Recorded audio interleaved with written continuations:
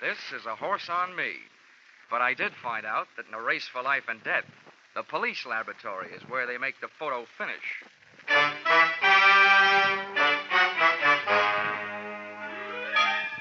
This is another in the adventures of America's fabulous freelance insurance investigator, Johnny Dollar. At Insurance Investigation, Johnny Dollar is only an expert. At making out his expense account, he is an absolute genius.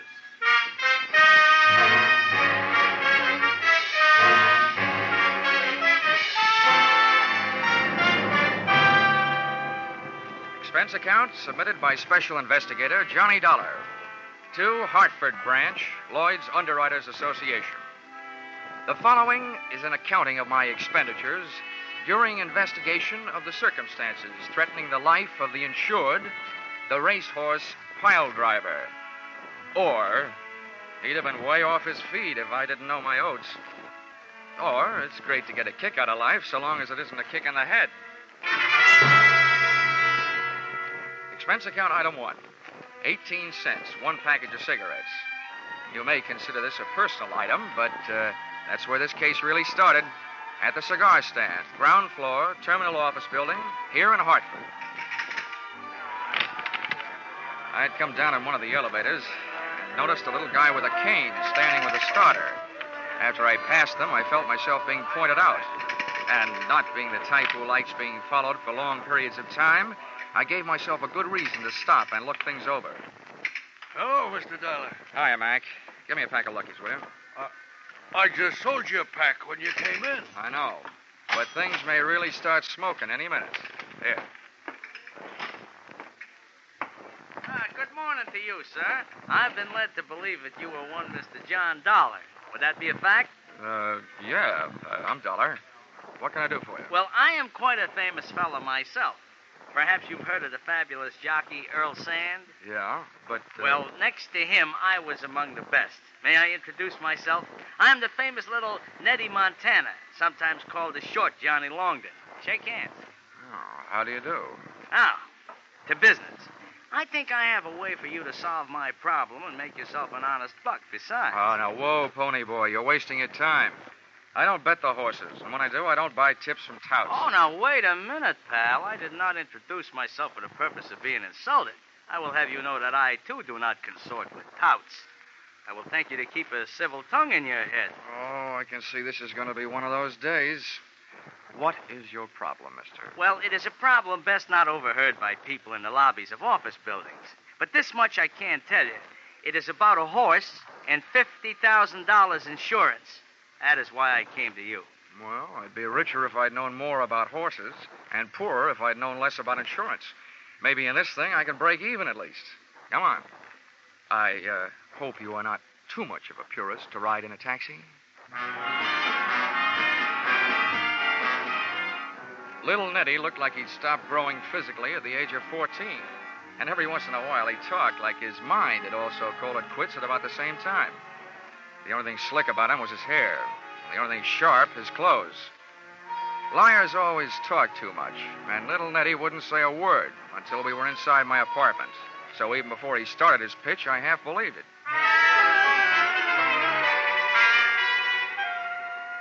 Well, to take it from the beginning, I was born in a stable, and that's not just a figure of speech. They brought the hot water in a feed bucket, so you can understand my deep affection for horses. Yeah. Now, on top of that, kindly consider this.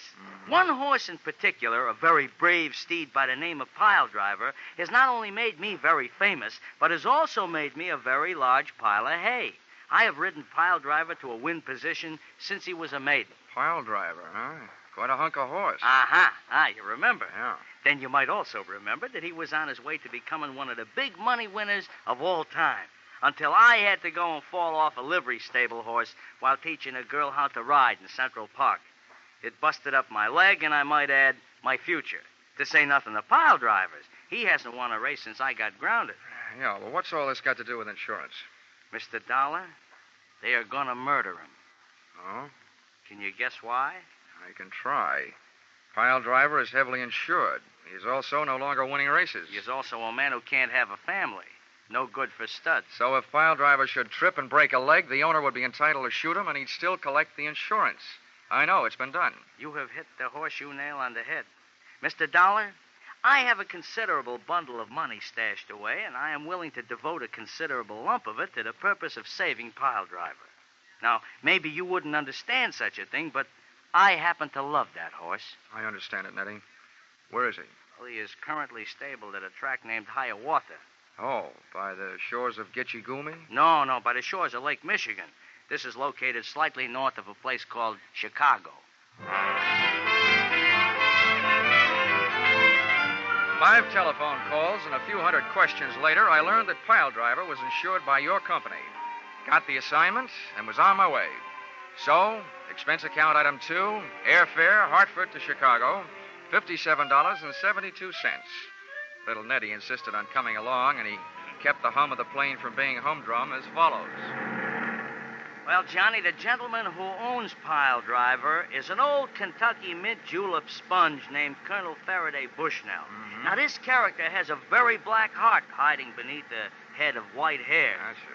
I trusted him until I heard him say what he was going to do. From then on, I have been seriously tempted to wrap these hands around his neck and squeeze. All I can say is he had better not hurt Piledriver.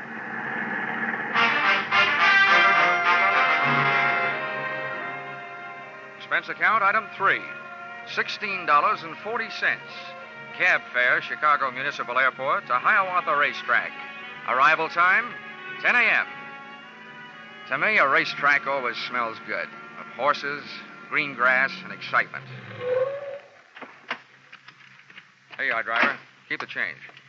Well, this, as the saying goes, is it, Mr. Dollar. You'll have to take it from here. Okay. Oh, hey, one last word of warning. Watch out for his daughter, Lila. Well, why? Is she dangerous? To a guy like me? No. But to a guy like you, yes.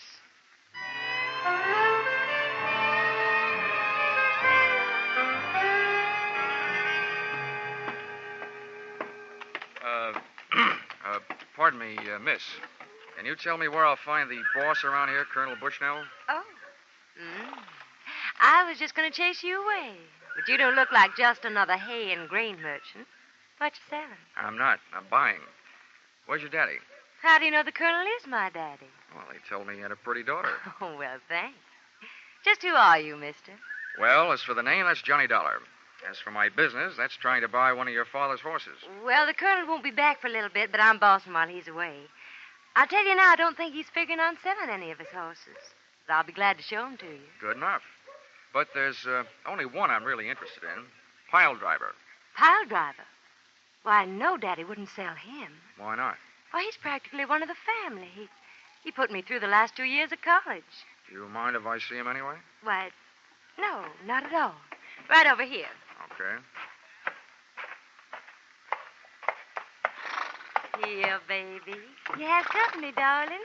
Meet Mr. Dollar. Hello. Quite a horse. No, he's just a perfect dear, aren't you, darling? Mr. Dollar, why do you want to buy Piledriver? Oh, he's a great horse. Got a great record. Have you been following him lately? Yeah. Oh, I know he hasn't been winning. That ought to make his price cheap and the odds long when he gets back running. I just happen to think I can make a winner out of him again. But his spirit's all gone. How do you think you're going to do that? Well, if I told you, his price might go right back up. Johnny, darling, I can't help it, darling. Hey, Kiss wait a me. minute. Let go. Wait a minute. Please, darling, please.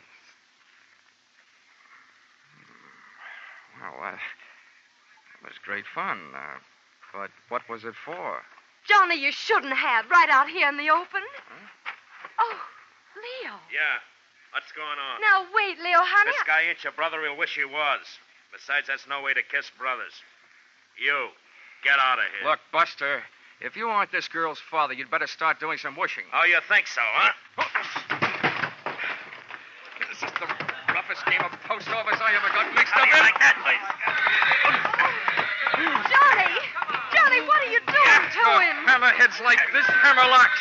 Let him get tough now, and I'll bust his arm. Gentlemen, what's going on here? You spectators there, run along now about your business. Leo, I must say I am surprised at you. Fighting in front of a lady. Oh, Daddy. Get him off of me. Here, young man, I demand that you dismount Mr. Colby. Well, sooner or later, I guess I'll have to. Now, listen, Leo. Are you paying close attention? Yeah. After I let you up, if you make one move except away from here, I'll give you a pair of fat ears, okay? Oh, look at the suit. I'm going to have to start wearing knee pads. Come on, Leo, honey. Let's get away from here. I hope you're not blaming me for what happened. I don't know was who to just blame. standing here. Now, see here. I demand an explanation. So do I. I came here to get in the horse business, and I end up in the fight racket. Who is that guy? That gentleman, sir, is Leo Corbett, a brother horse owner. And I might do the favor of warning you that Mr. Corbett is a hard enough man in business dealings. But when it comes to my daughter, he's downright violent. Your daughter was downright impulsive. Maybe so. But Leo is hardly the type to stand by while some other fella kisses his girl. And I saw that happen with my own eyes. Well, don't let it worry you, Colonel. I didn't come here to collect lipstick samples. Well, there's one thing I can be glad about in my encounter with Mr. Leo Corbett. What is that? That he isn't James J. Come on, Colonel. Let's talk business.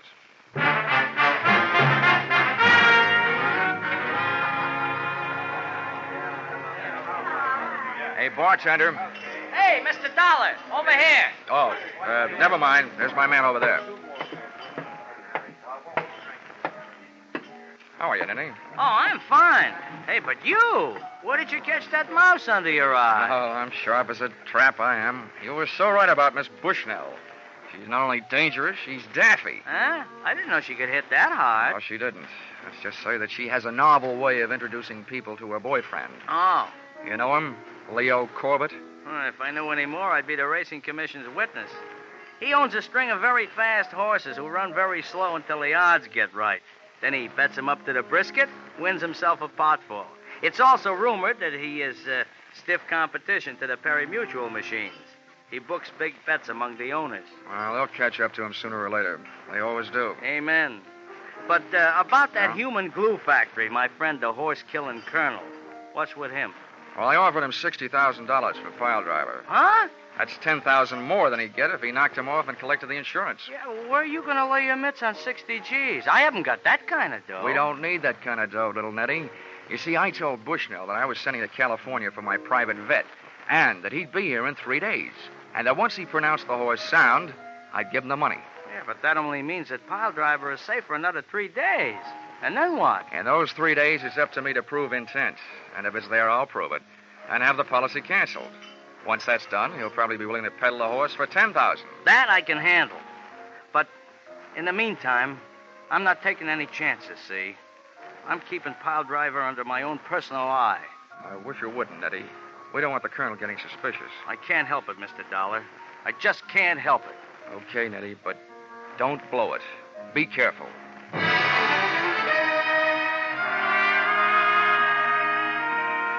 Like all racetracks, Hiawatha was surrounded by motor courts and bungalows with rooms for rent. So, expense account item 4, $3, room rent. I set the tin alarm clock for 8 and my ear for any time and went most of the way to sleep.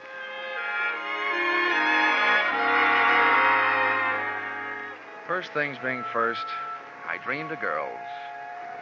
Then I dreamed of fire engines. Then suddenly, I realized why. I was hearing something. I bounced out of bed and over to the window. There I saw an incendiary sunset hanging over the racetrack stables. I jumped into my pants and into the landlady's car and got over there as fast as a 1929 Ford could take me.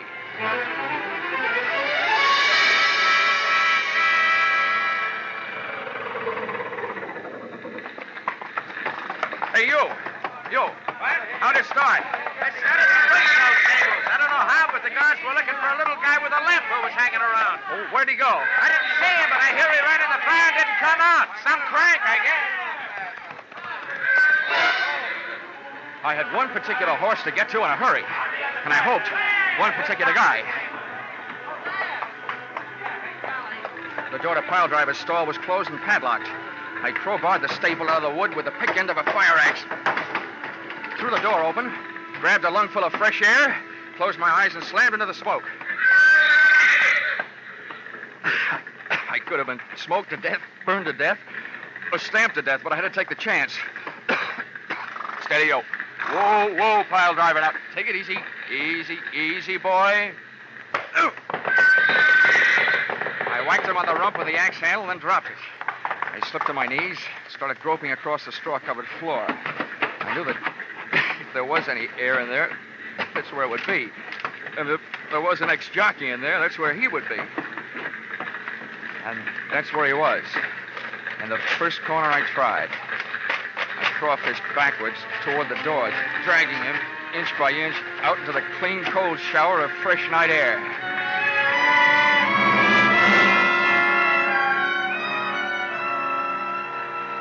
But I could have saved myself the trip. Little Nettie Montana was dead. He'd had a horseshoe hung on his forehead, but not for luck. And all I could think of at the moment was, a jockey's best friend is not always his horse.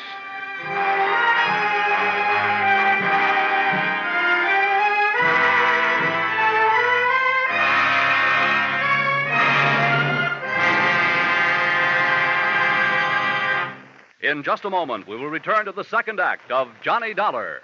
But first, may we take just a moment from tonight's Johnny Dollar story to remind you that 3 more fine adventure shows come your way each Saturday night on most of these same CBS stations. First, there are The Adventures of Philip Marlowe, based on the smart and tough Private Eye created by Raymond Chandler. Second, there's Gangbusters, one of the most famous crime shows on the air, reenacting outstanding police cases in real life. Third, there is Escape, a highly unusual adventure show which fulfills your need for escape. Hear these 3, Philip Marlowe, Gangbusters, and Escape, along with yours truly, Johnny Dollar, every Saturday night, won't you? Tune in this fall for the shows that you love best of all. Listen carefully. Here's the address. It's CBS. Now, with our star, Charles Russell, we return to the second act of yours truly, Johnny Dollar.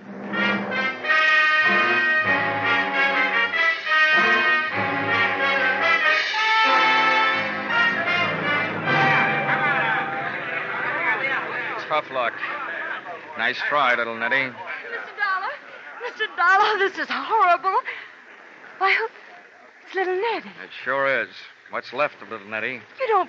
Yeah, I mean, he's dead. You know, when I was a kid, I knew about a story with a horse and a woman in it. Helen of Troy.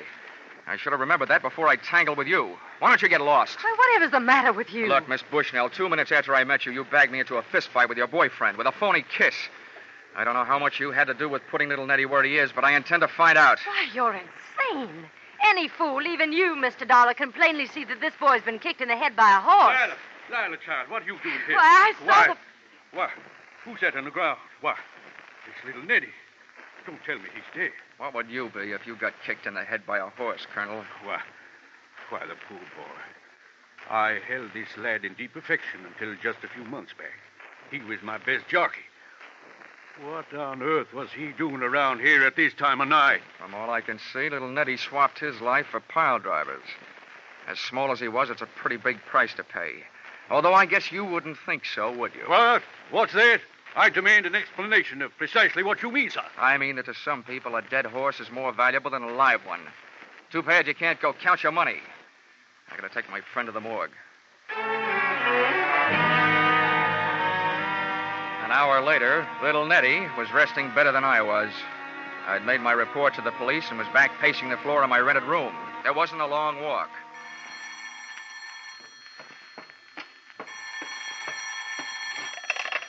Yeah? This is Lila Bushnell. I gotta see you right away. Why don't you start another fire? That'll draw me. I didn't have anything to do with that fire, but I must talk to you right away. Where can I meet you? Have you got a car? Yes, I'll come any place. Now, pick me up here in 20 minutes. Come alone, and we'll take a little drive to the country. I want it to be just the 3 of us. You and me and the dewdrops.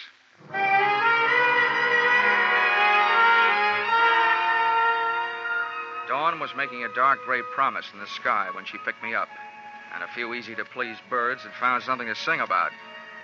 During the first 5 miles, Lila denied everything except that she was a woman, and there was no hiding that. I had her pull in under a tree and said, "Well, then why'd you call me?" It was something you said to my father about a horse being more valuable dead than alive. You sold me out once. What are you planning on now? Selling out your old man? You women. You know, if the truth is ever told, it'll probably come out that Goldilocks cut her grandmother's throat to swipe the gold out of her teeth. Please don't make fun of me. Fun, she calls it. Well, you got something to spill, get it off your chest. My father owes Leo Corbett $50,000. He lost it betting on Piledriver. Leo's been demanding his money, and Father doesn't have it. And I heard Leo practically order Father to destroy Piledriver for the insurance. And what did Daddy dear say to that? He said he'd do it. But I know he wouldn't. I know he didn't set that fire. How do you know?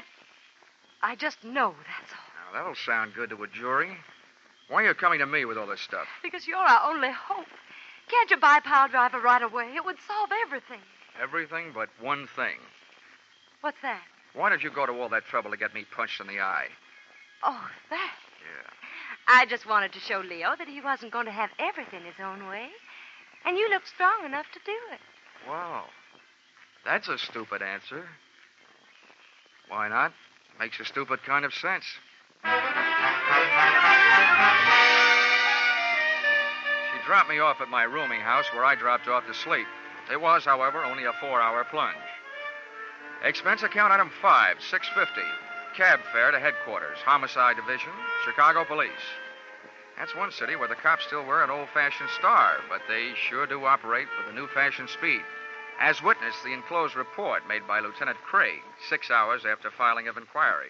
According to the findings of the autopsy, Dollar, your hunch, or whatever you call it, was right. The deceased, little Nettie, was not kicked to death by a horse. Examination of the wound reveals that it was administered by a new horseshoe. The shoe on a horse's hoof would have left traces of straw, etc. We say that the fatal weapon was swung by person or persons unknown. As you suggested, he'd have to have been standing on his head to have the horseshoe make the mark it did if the horse had kicked him. The lieutenant had made only one mistake. He should have said person or persons known. Expense account item 6, 10 cents, 2 telephone calls. The idea I was working on, I'll give you for nothing. Expense account item 7, $6.50. Cab fare to Administration Building, Hiawatha Racetrack, where the afternoon's program was in progress, and where I got the wholehearted cooperation of the track officials and the use of a vacant office in which to hold the meeting I had set up. I sat myself in a swivel chair and waited.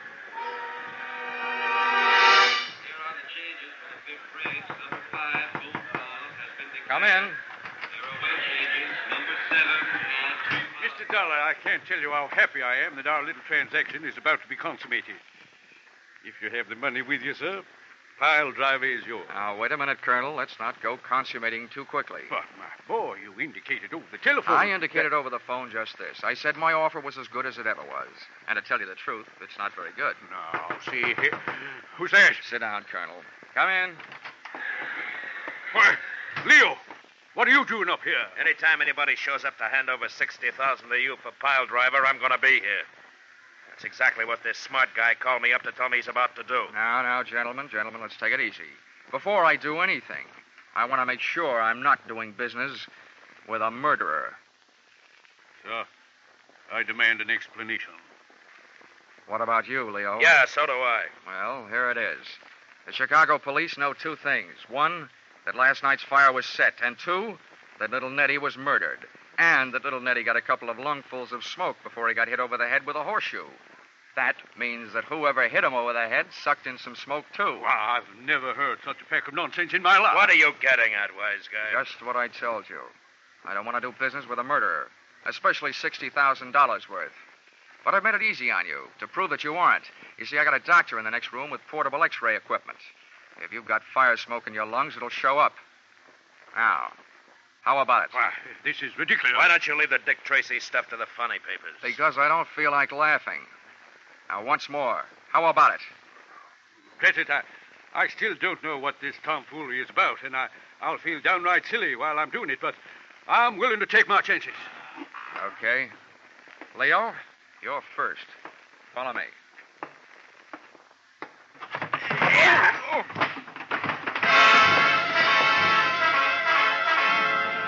Turning your back on a murderer is no way to stay healthy, but very often it's a good way to get him to make his move. This one did, right out the door, knocking me down en route, and the chase was on. Out of the building and out toward the grandstand and the racing circle. And there they go. On the outside, Dreamy Boy by a neck. It's Crocodile by a length, and it's Willie Girl by a head. And at the quarter, it's Dreamy Boy. It may have been Dreamy Boy at the quarter, and on the track, well, it was my quarry by 50 lengths as he headed up an aisle into the grandstand.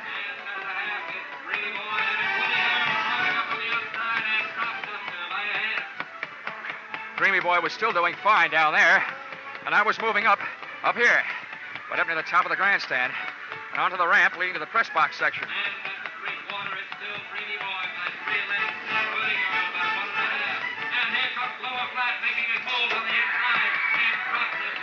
Just as Dreamy Boy hit the three-quarter, we hit the grandstand roof, and then we went into the stretch. Hey, Corbett, it's hopeless. You can't get much farther. You're running out of roof. I slid behind a ventilator and showed myself to draw his shots. He was lousy. If he hadn't been, I'd be dictating this with an air-conditioned elbow. Okay, Corbett, you've had it. I've been counting your shots.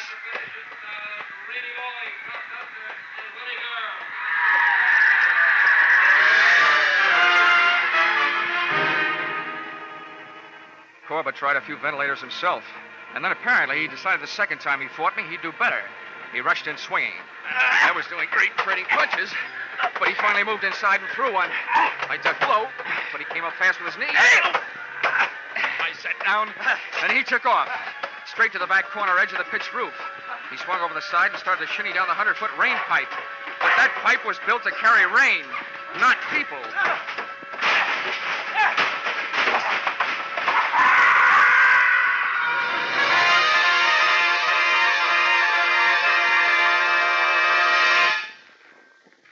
At the finish line of one tiny segment of the human race, it was gambler, arsonist, murderer, Leo Corbett, by a head.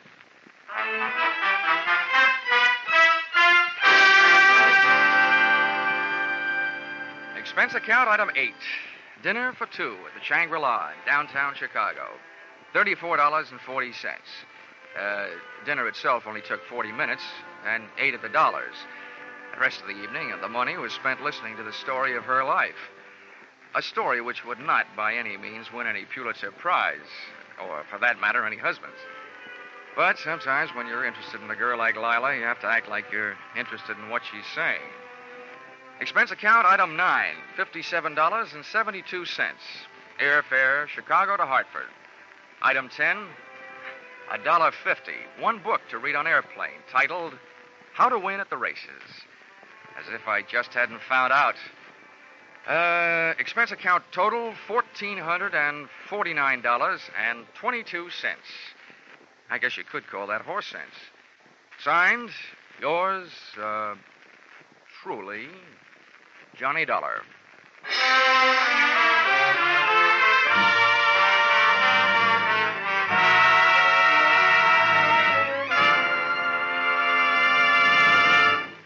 Yours truly, Johnny Dollar, is produced and directed by Gordon T. Hughes and stars Charles Russell. Script by Paul Dudley and Gil Dowd. Featured in the cast were Bill Conrad, Doris Singleton, Jerry Hausner, Herb Butterfield, and Hal March. The special music is written and conducted by Wilbur Hatch.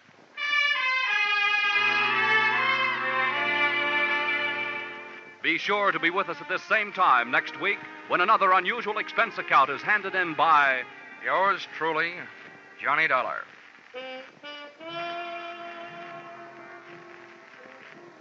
Those mystery adventure shows we mentioned earlier, the fun and music and fabulous jackpot of Sing It Again, and two outstanding music shows. They're on tap for you every Saturday on most of these same CBS stations. Gene Autry comes along with his Sagebrush Ballads, and Vaughn Monroe is due with his songs and his great orchestra. In fact, you're invited to stay tuned right now for The Vaughn Monroe Show, for it follows immediately over most of these stations. Paul Masterson speaking. This is CBS, the Columbia Broadcasting System.